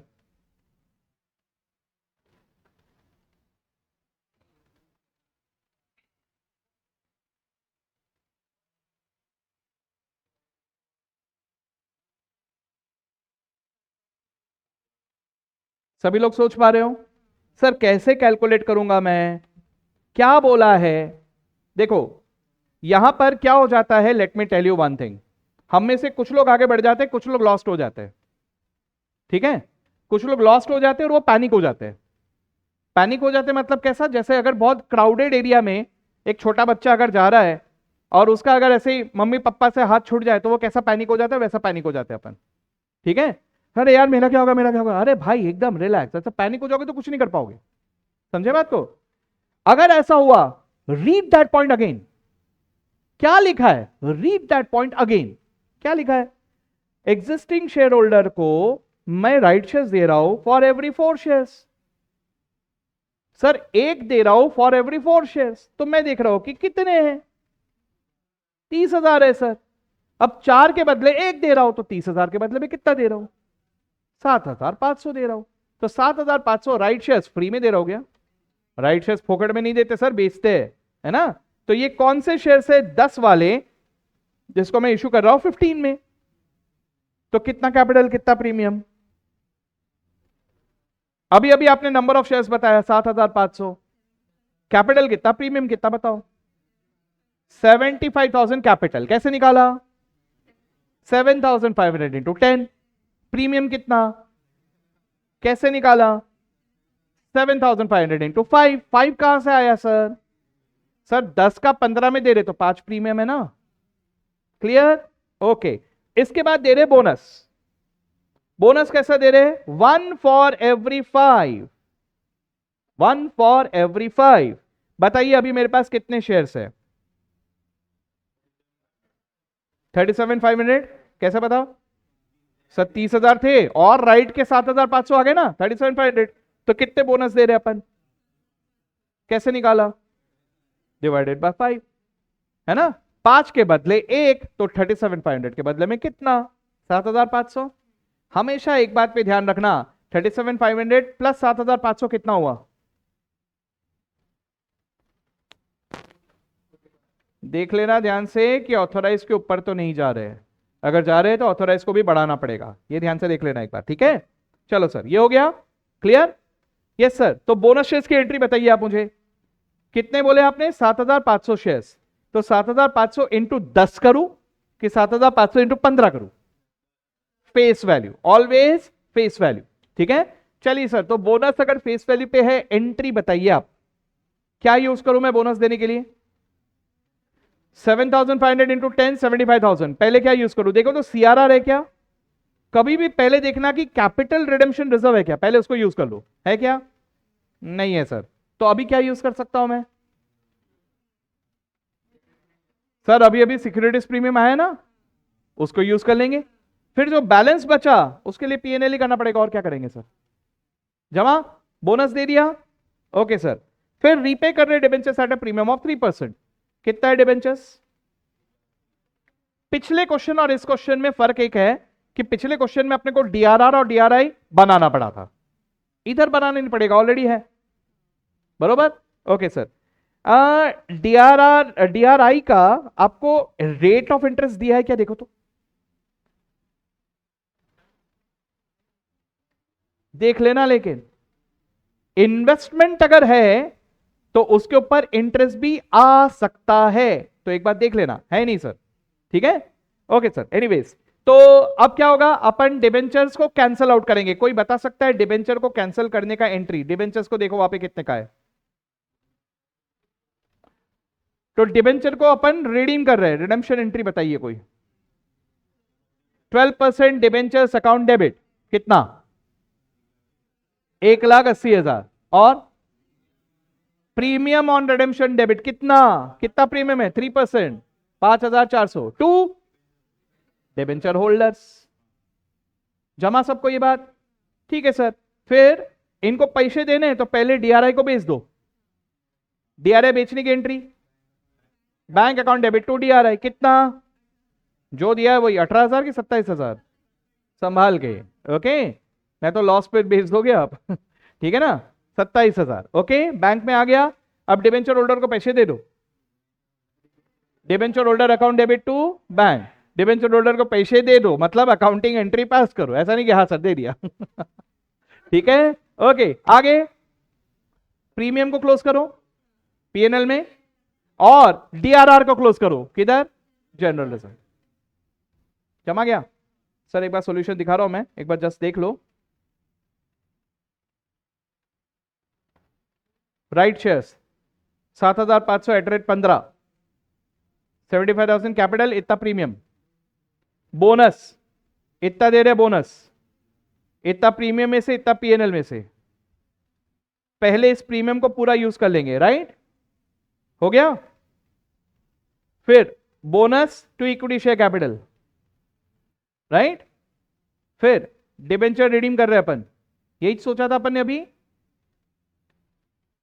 प्रीमियम को राइट ऑफ कर दिया, रिडेम्पशन को राइट ऑफ कर दिया, इन्वेस्टमेंट्स बेचने की एंट्री हर बार लास्ट में कर रही है, मेरे ख्याल से पहले आना चाहिए, ठीक है। और डिबेंचर को होल्डर्स को पेमेंट की एंट्री है। जमा गया? बोलो भैया क्या कहना है सबका? एक लास्ट बता रहा हूं फिर खत्म, हमारा डिबेंचर भी खत्म, ठीक है। लास्ट एक क्वेश्चन के लिए टालोगे इसको, होमवर्क देख लो एक बार, फिर अगर तुमको लगता है तो होमवर्क दे दूंगा, ठीक है। देखो पहले एक बार ये क्वेश्चन, मैंने बोला था ना पूरे मॉड्यूल में एक चीज को इन्होंने कवर नहीं किया, उसको सीधा प्रैक्टिकल क्वेश्चन में कवर किया है, वो ये वाला है, ठीक है।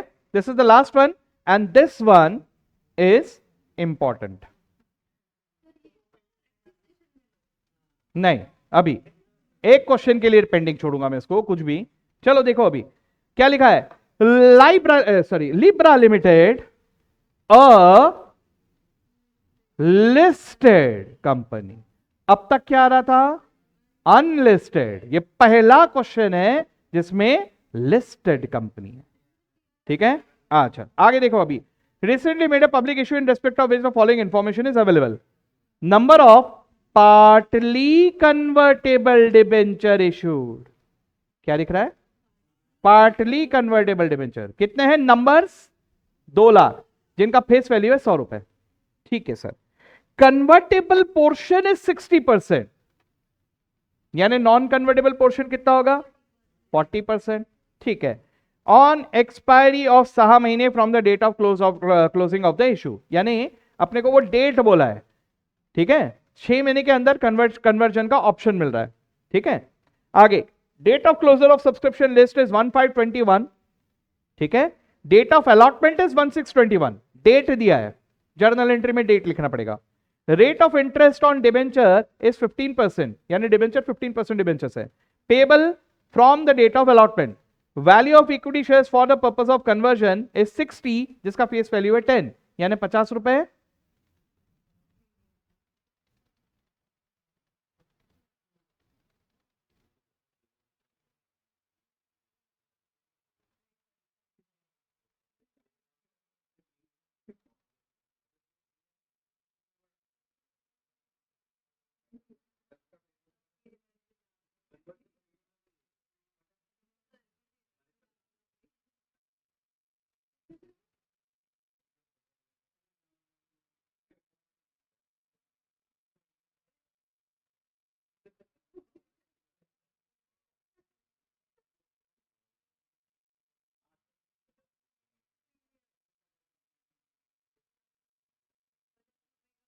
ऐसे बैठे हो सबके सब, कुछ भी बोलो मस्त, बस मुंडी हिला रहे अपन और कुछ नहीं।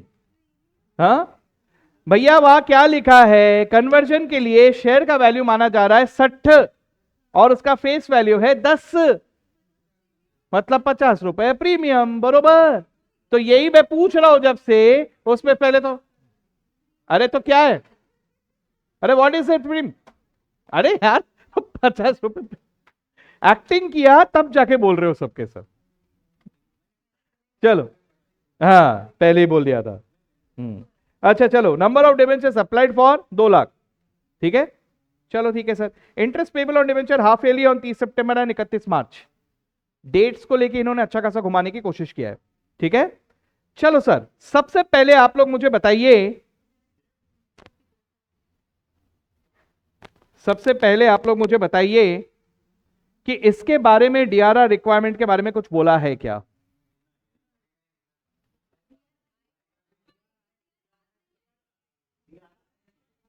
DRI आएगा, DRR नहीं आएगा, पक्की बात।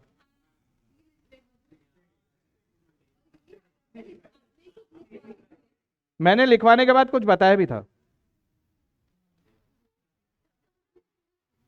कुछ लिखवाने के अलावा मैंने मॉड्यूल में कुछ दिखाया भी था, जिसका पेज नंबर रेफर करने के लिए भी कहा था। देखो तो वहां पे लिखा है कि पेज नंबर 11.189 लिखा है।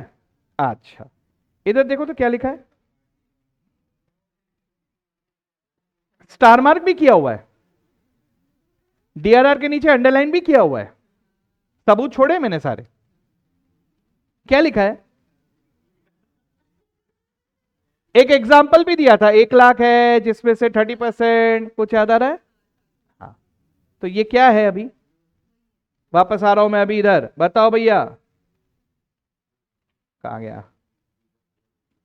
हाँ बताओ अभी सर, 2 लाख इंटू 100 कितना हो गया? 2 करोड़। कितना कन्वर्टेबल है, कितना नॉन कन्वर्टेबल है? तो मेरे को 10% किसका बनाना पड़ेगा, कन्वर्टेबल पोर्शन का कि नॉन कन्वर्टेबल पोर्शन का?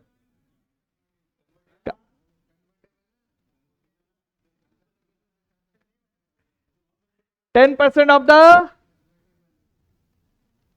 सर एक हाथ चुनो ना ये कि ये है यार, लॉजिकली क्यों नहीं सोच रहे हो? मेरे को DRR क्रिएट करना है for the portion that I have to पे।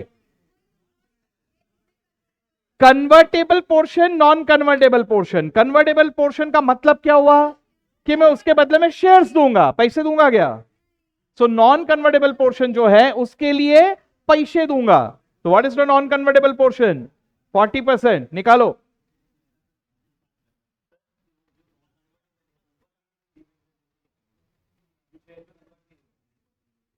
हम्म हम्म क्या 40% बच गया?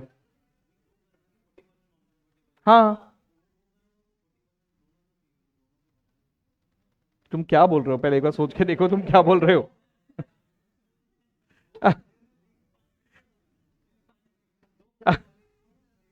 हाँ हाँ हाँ, वो बराबर बोला। उसके बाद 40% 2 करोड़ का ही निकाला, फिर तुम 2 करोड़ को उसमें और ऐड कर दे रहे हो, क्या कर रहे हो?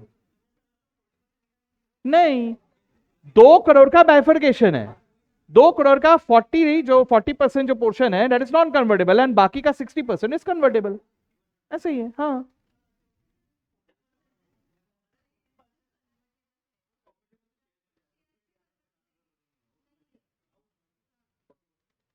वो कैश में दे रहे अपन। 2 करोड़ में से 40% इज नॉन कन्वर्टेबल जो कैश में देने का है, और 60% इज कन्वर्टेबल जो शेयर्स में देने का है, उसके लिए पैसे नहीं देने का है। यानी 1 करोड़ 20 लाख जो है, 60% जो हो गया उसके लिए मुझे पैसे नहीं देने, इसलिए उस पर DRR भी नहीं बनाना है। ठीक है, 40% जो पैसे में देने हैं उसके लिए DRR बनाना है। ठीक है, चलो, तो ये सिर्फ इतना ही पोर्शन था जो देखना था एक बार। ठीक है, अब इस क्वेश्चन को एक बार ट्राई करोगे सब लोग घर पे? अभी तो दिमाग किसी का चल नहीं रहा दिख रहा है मुझे। ठीक है, एक बार इसको ट्राई करेंगे, और अगर यहां पर दिक्कत जारी है तो मुझे सब लोग मैसेज करेंगे, फिर हम लोग इसको डिस्कस करेंगे। ठीक है, तो ये क्वेश्चन को सबको घर पे ईमानदारी से ट्राई करके आना है, दिस इज इंपॉर्टेंट। ठीक है, नहीं मतलब घर पे ट्राई करना है। हाँ ठीक है, ओके। हमारा अभी एक थियरी सेशन बचा हुआ है, वो थियरी सेशन अभी देखेंगे हम लोग। ठीक है, अभी ले लेते हैं ब्रेक, उसके बाद